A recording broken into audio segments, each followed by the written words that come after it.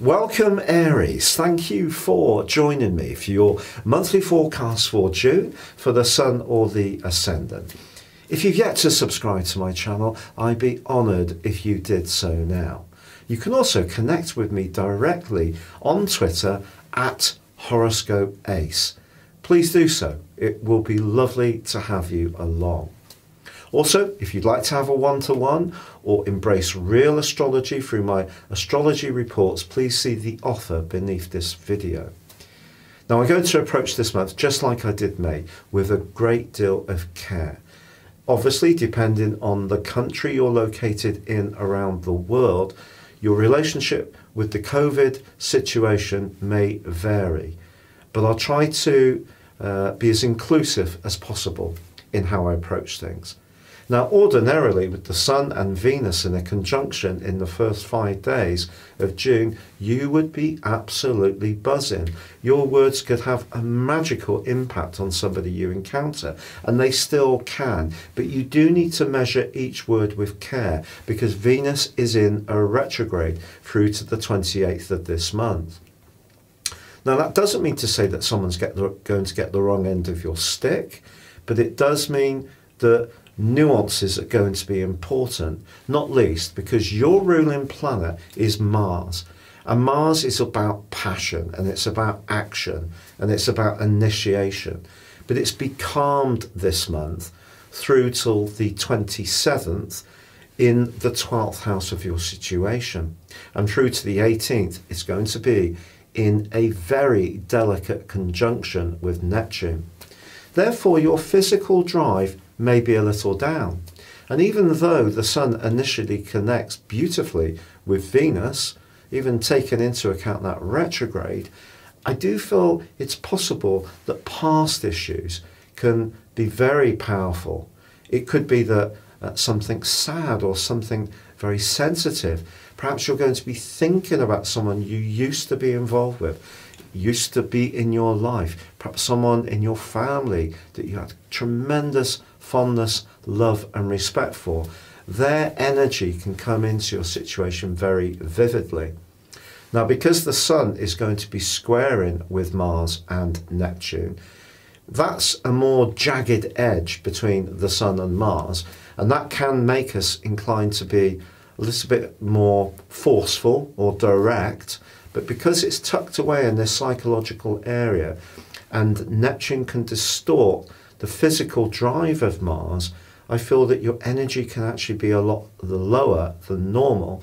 And on the back of the lunar eclipse, which occurs on the 5th in the sign of Sagittarius, it would be easy to either say something or interpret something that's said to you in the following 2 weeks, which really does have a heightened sensitivity, which knocks you off balance in a way which is not usual for you.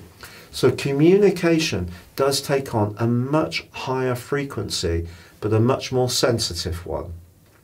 So I think it's going to be important that if you are able to connect with people physically, you surround yourself with people you feel very safe and comfortable with and trust a lot. If you're having to maintain social distancing, just keep a boundary from the people who can tend to get under your skin a little bit. We will have people in our circle that we like and we're fond of, but they may not be our absolute best buddies. So just bear that in mind. It could be someone more peripheral or from your past that does seem to cause the mischief this month the most. Now, it's also true to say that in the first 10 days, Mercury, the planet of communication, is forging an ace link with Uranus, the planet of innovation. And it's possible that if you are drawing on past energies and experiences and knowledge, as you can do with Mars's conjunction with Neptune, that you could use your experiences or skills from the past, but in a new context. And it could be working from home. It could be some kind of flexible part-time role or business which helps you to fit in family life or gives you a little bit more space and freedom. I have to say, however, this is a month of powerful retrogrades. And of course, Jupiter and Pluto are already in them, as well as Venus. But they're going to be joined by Mercury on the 18th. And Mercury is in your 4th house. So anything to do with family, emotion, or where you live will need some care from that point. However, from the 22nd, the conjunction between Jupiter and Pluto in your sector of work, success, and goals does become pretty well exact. So from the 22nd to the end of the month, if your career or work has been affected by COVID-19, I do feel that a critical point is reached where you will need to make some key decisions on what to do. Now, this may not be ominous. It may actually give you the platform to spring forward in a much more dynamic way. Now, the Sun does move on the 20th into Cancer, and we do have a magnificent solar eclipse which pours energy into the last 6 months of this year. And it's really encouraging us, and particularly your sign, to stay in touch with your feelings. Because you're someone who can get rather bored rather easily if things become samey and you'd like to initiate. If you are in a situation where you're more confined or not able to flex or be as spontaneous as you would normally like, obviously that will be frustrating. But you can turn the Sun's ingress into Cancer and the solar eclipse to your advantage in the second half of this year by growing your awareness to your own inner needs. So see it as a very positive opportunity. But this solar eclipse does forge a quincunx, which is an awkward angle to Saturn, the planet of restriction. And Saturn's in your sector of friendship. So is there a connection? Are there some friends who aren't so good for you? And I think that combination between Mars and Neptune and the right angle that it forges to the lunar eclipse at the 5th and the Sun through to the 18th is going to tease out into the open who you can really rely upon. So even if there are some disappointments, at least you can start to grapple with the reality in the second phase of this month. Also, Venus, of course, has been going retrograde since the 13th of May. How's that been for you? Have you had a trusted piece of kit that's proved to be a little bit faulty? This could be a smartphone, it could be a domestic appliance, it could be a mode of transport, a bike, a car. Venus in the 3rd house is potentially about travel as much as love and romance.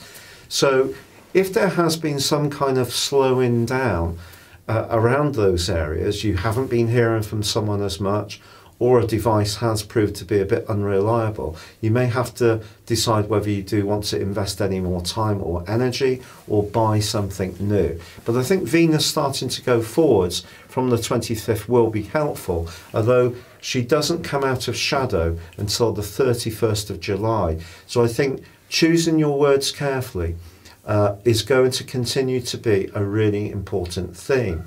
Now, the 28th of this month sees probably the most exciting time for you personally, Aries, because then Mars, your ruler, bursts into your sign where he will be through to the 6th of January. What's not to like? Well, of course, there is going to be a 66-day retrograde, and that's going to begin on the 9th of September. But until that point, you do have a lot of opportunity to really decide on your priorities and be determined to thrust forwards. And even though it may mean that this does separate you from something that served a purpose in the past, be it a relationship, be it a job, be it a home, be it a way of being or attitude, I think the sheer drive that you can demonstrate in the last half of this year can really see you having a phenomenal impact if you give yourself permission to go for it and show the confidence. Because I do think this month is a lot to do with delicacies. It's a lot to do with sensitivities. It's a lot to do with coming to terms with the past and really laying the foundations emotionally and practically and physically for your thrust forwards. And I think Mars moving into your sign on the 28th is really going to help you to do that.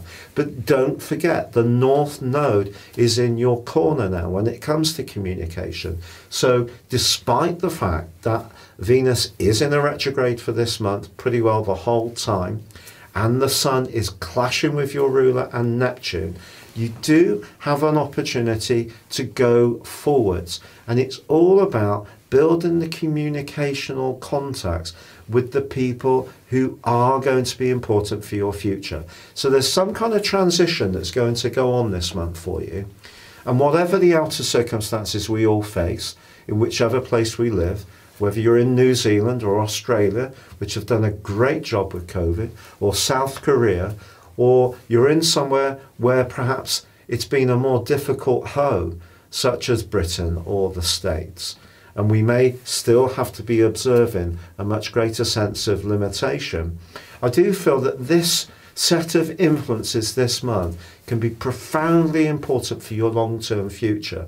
And the second half of 2020 can still see you soar ahead. If you'd like to know more about having a one-to-one with me, where I examine your personal astrology in a way which is hard to explain here, but it's in so much detail, I give you so much information and knowledge to help guide your steps forwards, or you'd like to have one of my reports, which are brilliant value for money, you can get 30% off if you have a character analysis and a forecast, please see the link below. But most of all, do stay in touch at Twitter at horoscopeace.com. Please stay safe, take care, and goodbye for now.